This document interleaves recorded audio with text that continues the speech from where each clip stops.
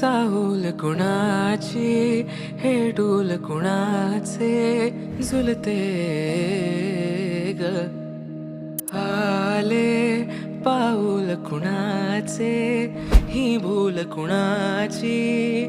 अनाहुत ग माझ्या मग्न तळाकाठी स्वप्न तुझ्यासाठी गिरवले ग आली चाहूल कुणाची हे डोल कुणाचे झुलते ग